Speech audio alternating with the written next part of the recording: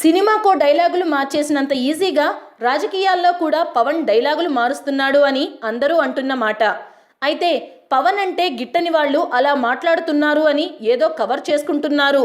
నిన్న మొన్నటి వరకు జనసేన పార్టీ నేతలు ఈ సమయంలో ఓ వీరాభిమాని ఇచ్చిన షాక్ జనసేన నేతల గొంతులో పచ్చి వెలక్కాయ పడినట్లుగా మారింది. ఆ అభిమాని షాక్ ఇంకా పవన్ వరకు వెళ్ళి ఉండదు.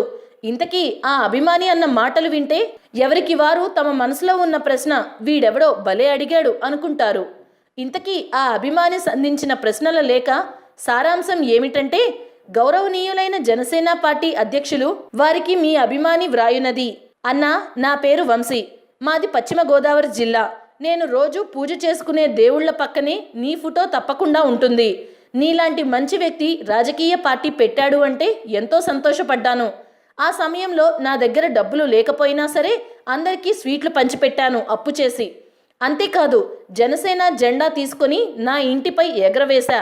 ఇప్పటికీ అది అలానే ఉంది. అయితే ఇక మీదట అది అలా ఉండదు. ఈరోజు నేను ఆ జెండా పీకేస్తున్నాను. నీకు అభిమానిని అని చెప్పుకున్న కారణంగా అందరి ముందు అవమానాల్ని భరించలేకపోతున్నాను. మీ నాయకుడు ప్రశ్నించడానికి పార్టీ పెట్టాను అన్నాడు. ఇప్పటి వరకు ఏమని ప్రశ్నించాడు, ఎవరిని ప్రశ్నించాడు అంటూ అడుగుతుంటే నా దగ్గర సమాధానం లేక తలదించుకున్నానన్నా. నువ్వు పార్టీ పెట్టిన రోజున ప్రశ్నిస్తాను అంటే ప్రజల తరపున నుంచొని ప్రశ్నిస్తావు అనుకున్నాను. ఈ రోజు నువ్వు ప్రశ్నించవలసిన అధికార పక్షాలని వదిలేసి ప్రతిపక్షాలని ప్రశ్నిస్తున్నావు. ఇదేం ప్రశ్నించడం అన్నా?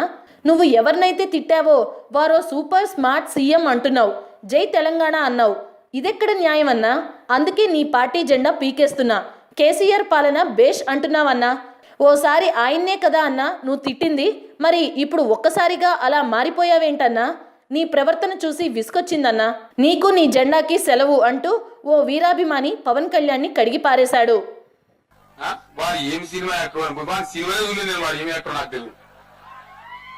వాడు నిన్న వరంగల్లో తెలంగాణ గడ్డ మీద నిల్చొని అరే కేసీఆర్ నీ తాడదీస్తాంటా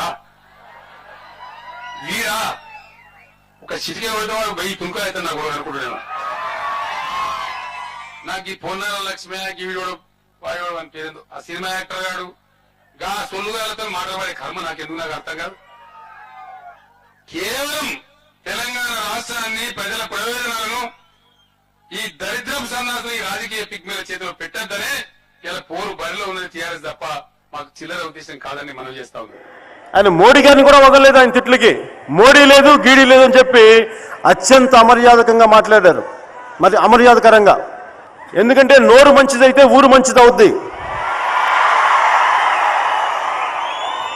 ఇప్పుడు ఆయన 32 పేజీల మేనిఫెస్టోలో చాలా గొప్ప వాక్యాలు ఉన్నాయి. అవి చేద్దాం ఇవి చేద్దాం. మరి సాధించే వాళ్ళు ఇట్లా నోరేసుకొని ప్రతి ఒక్కరిని ఇట్లా ఇష్టం వచ్చినట్టు తిడితే రేపొద్దున తెలంగాణకు అది ఉపయోగపడుతుందా లేదా ద్రోహం జరుగుతుంది తెలంగాణకి? అస్సలు బాధ్యత లేని నాయకత్వంలో తెలంగాణ రాష్ట్రాన్ని కానీ చేతిలో పెడితే ఈసారి 20 ఏళ్ళు వెనక్కి వెళ్తుంది. అది మర్చిపోవద్దు దయచేసి.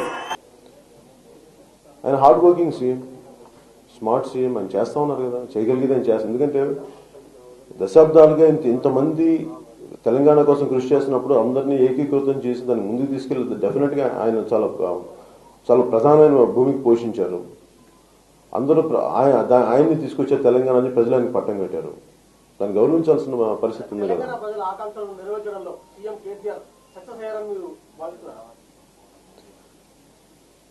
ఆయనకు ఉన్న ఛాలెంజెస్ ఆయన చాలా బలంగా ముందుకు తీసుకెళ్తానని అనుకుంటున్నాను. హాయ్ ఫ్రెండ్స్, మా టుడే టుమారో యూట్యూబ్ ఛానల్ చూస్తున్నందుకు చాలా థ్యాంక్స్. మరిన్ని లేటెస్ట్ వీడియోస్ కోసం వెంటనే సబ్స్క్రైబ్ చేయండి. అలాగే ఈ బెల్ ని కూడా రింగ్ చేసేయండి. మా నోటిఫికేషన్స్ అన్ని మీ మొబైల్లో వస్తాయి. అలాగే మా వీడియోస్ మీకు నచ్చితే లైక్ చేయండి, షేర్ చేయండి, నచ్చకపోతే కామెంట్ చేయండి.